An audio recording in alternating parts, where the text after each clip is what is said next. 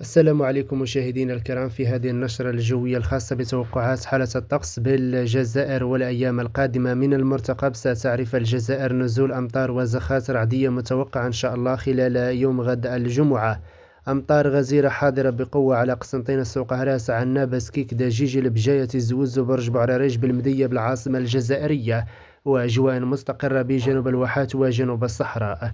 وتشير التوقعات للنموذج الأوروبي باستمرار أمطار وعواصف رعدية قوية جدا، ويجب التوخي الحيطة والحذر وتجنب الوديان والمنحدرات، مع تشكل عواصف رعدية قوية جدا ببسكرة وقسنطينة، وكذلك على الولايات الشرقية الجزائرية مع أمطار غزيرة وعواصف رعدية قوية جدا، ويجب التوخي الحيطة والحذر وتجنب الوديان والمنحدرات.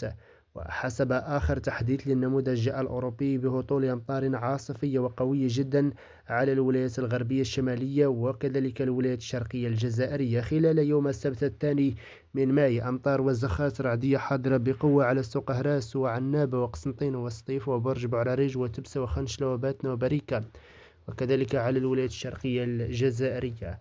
نحن في متابعة ورصد آخر التطورات بخصوص الحالة الجوية المرتقبة بالجزائر خلال نشراتنا القادمة. لا تنسوا الإعجاب بالفيديو والاشتراك بالقناة فضلا وليس أمرا ليصلكم كل جديد، ونلتقي في نشرة قادمة بحول الله.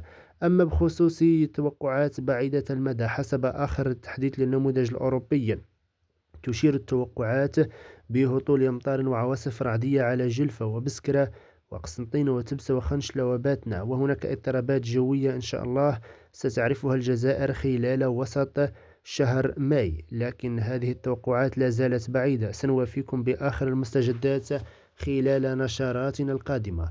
لا تنسوا الإعجاب بالفيديو والاشتراك بالقناة فضلا وليس أمرا ليصلكم كل جديد، ونلتقي في نشرة قادمة بحول الله.